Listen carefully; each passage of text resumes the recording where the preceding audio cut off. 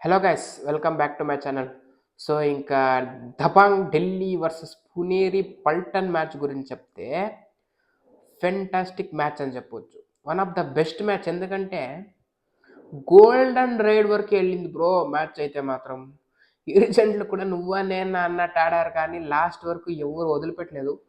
ఇక టై బ్రేకర్లు కూడా టై అయినాయంటే అప్పుడు తెలుసుకోవాల్సిన విషయం. ఎందుకంటే పునేరి పల్టన్ ఈ సీజన్ సెకండ్ సెకండ్ అనుకుంటా, మోస్ట్లీ సెకండ్ టై బ్రేకర్ ఆడుతున్నారు పునేరి పల్టన్.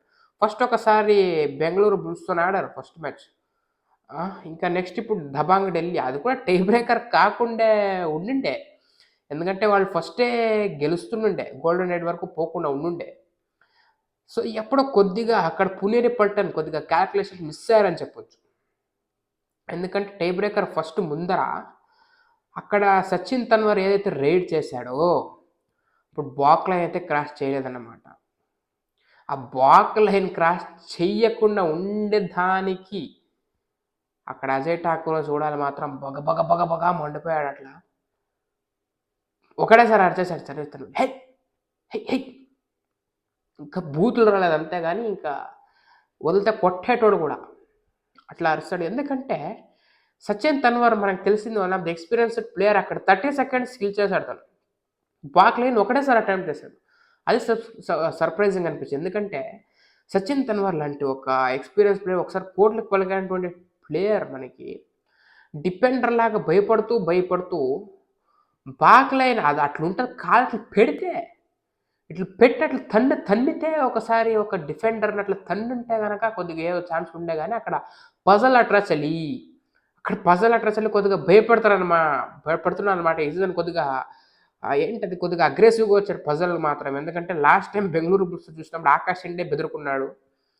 సో ఇప్పుడు లాస్ట్ రైడ్ కాబట్టి అక్కడ సచిన్ మీద ఫోకస్ పెడుతూ అక్కడ ఫజల్ సచిన్ని కంట్రోల్ చేసి అక్కడ బెదిరిస్తున్నాడు అనమాట. సో ఆ బెదిరింపుకి సచిన్ గడగడగడా కొట్టుకున్నాడు.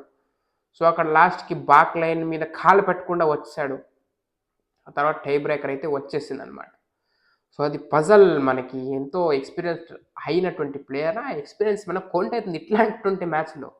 ఎందుకంటే ఇట్లాంటి ఒక చరిత్ర సృష్టించేటువంటి మ్యాచ్ల్లో ఇట్లాంటి ఎక్స్పీరియన్స్ ప్లేయర్స్ ఉండాలి అక్కడ.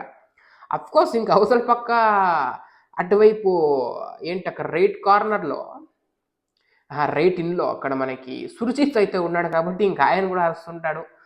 కోచ్ అబ్బా జోగిందర్ నర్వాల్కి ఈ గ్రీన్ కార్డులు గిఫ్ట్ లాంటివి ఎన్నిసార్లు వస్తాయో ఎన్నిసార్లు పోతాయో ఇంకా ఆయనకే తెలియదు. క్యారెక్టర్ పెట్టుకోవాల్సింది అంతే అక్కడ. సో అది చెప్పాల్సినటువంటి విషయం. సో లాస్ట్కి టై బ్రేకర్ అయితే వచ్చింది. అక్కడ మన పునేరి పల్టన్ అజయ్ ఠాకూర్ మాత్రం ఈరోజు ఫుల్ మీల్స్ ఈ ఎట్లా చూడడం అనుకోండి, ఈరోజు అంతా మనం చూసామన్నమాట. అజయ్ ఠాకూర్ విజన్ ఈరోజు మనకు వచ్చేసింది, మన ముందు వచ్చేసింది. మనకైతే మ్యాచ్ ఫుల్ ఫెంటాస్టిక్. అసలు ఏ మాత్రం అక్కడ నువ్వా నేనా అన్నట్టు ఒక ఫైట్ అట్లుంటే అజయ్ ఠాకూర్ కొడదామా వద్దా ఈయన్ని, తిడదామా వద్దా ఈయన్ని, ఫుల్ బీపీ సర్రమని లేస్తుండే అజయ్ ఠాకూర్. సో ఇట్లాంటి కూడినటువంటి సందర్భంలో టై బ్రేకర్ వచ్చింది.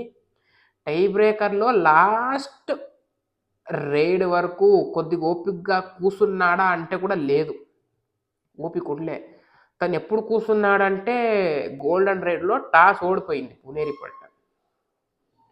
అప్పుడు కొద్దిగా ఓపికగా కూర్చున్నాడు. ఎందుకంటే అప్పటికే చేతిలో నుంచి కొద్దిగా జారినట్టు అయింది 50%. ఎందుకంటే అషు మాలిక్ గోల్డెన్ రైడ్ వచ్చాడు కదా, ఇంకా అప్పటికే కొద్దిగా ఏదో కొద్దిగా ఛాన్స్ ఉంటుందేమో అనుకున్నాడు. కానీ సో ఇంకా చెప్పాల్సినటువంటి విషయం అంతుంటుంది.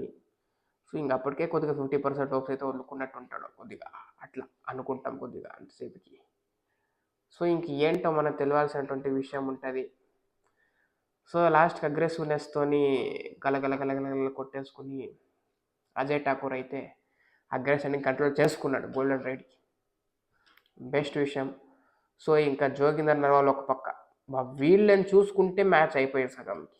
సో ఇంకా గోల్డెన్ రైడ్లో ఫుల్ మీల్స్ అక్కడ ఆషిఫ్ మాలిక్ పైన్లు వేసుకొచ్చాడంతే, బోనస్ ప్లస్ పాయింట్. అదిదా అయింది మ్యాచ్లో, ఫుల్ ఎంటర్టైన్మెంటు. సో ఎవరు మిస్ అయ్యారో వాళ్ళు కొద్దిగా ఏం చేయలేమన్నమాట. ఎందుకంటే ఇట్లాంటి కొన్ని మ్యాచ్‌లు ఉంటాయి. మిస్ కాకుండా ఉండేటువంటి మ్యాచ్‌లు చూడాల్సినటువంటి పరిస్థితి వస్తుంది. సో, ఇంక దాంట్లో ఇదొక మ్యాచ్. టై అయ్యి, మళ్ళా టై అయ్యి, ఇంక దాంట్లో మళ్ళా గోల్డెన్ థ్రెడ్ వచ్చి, మళ్ళీ కోచుల్లో నుంచి ఒక రుద్రావతారం బయటకొచ్చి, ఇట్లాంటివన్నీ మనం ఎప్పుడో ఒకసారి చూస్తాం కాబట్టి, దానిలాంటటువంటి మ్యాచ్‌లు ఇదొకటి కాబట్టి, సో, లైవ్ చూసినోళ్ళకి అసలైన మజా వచ్చింటదని చెప్పుకుంటూ, సో, లాస్ట్‌కి దబాంగ్ ఢిల్లీ పుణేని పల్టన్‌ని కుమ్మేవతల పడేసింది. సో, ఇది చెప్తున్నాం గైస్. సో, ఇంకా ప్లేయర్స్ అందరూ ఆడారు. పెర్ఫార్మెన్స్ అందరిది బానే ఉంది. ఎవరిని కింద పరిసి ఏం మాట్లాడుకోవద్దు. కొద్దిగా పూణే డిఫెన్స్ ఈరోజు కొద్దిగా వెనక్కి పడ్డదని చెప్పొచ్చు. ఎందుకంటే ఆసిఫ్ మాలిక్ తన్నాడు కాబట్టి. సో, ఇంకేం చేయలేం. సో, దబాంగ్ ఢిల్లీ ఫుల్ కుమ్మేసింది పుణేని. సో, ఇది చెప్పినటువంటి మాటలు. సో, అయినటువంటి మ్యాచ్. సో, ఇంకా ఢిల్లీ అయితే గెలిచేసింది. సో, ఇంక నెక్స్ట్ మ్యాచ్‌లుంటాయి ఇంకా. ఫస్ట్ మ్యాచ్‌లో తెలుగు గెలిచింది కాబట్టి వన్ ఆఫ్ ద బెస్ట్ కమ్‌బ్యాక్స్ అని చెప్పొచ్చు తెలుగు టైటన్స్. సో, ఇది గైస్ ఇవాల్టి మ్యాచెస్ స్టేటస్ చెప్పుకుంటే. సో, ఇంక నా ఫర్దర్ వీడియోస్‌కి అయితే వస్తుంటాయి. దానికైతే మీకైతే క్యాచ్ అప్‌గా ఉండండి. సబ్స్క్రైబ్ చేసి పెట్టుకోవాలని చెప్పుకుంటూ meet next video guys. Bye.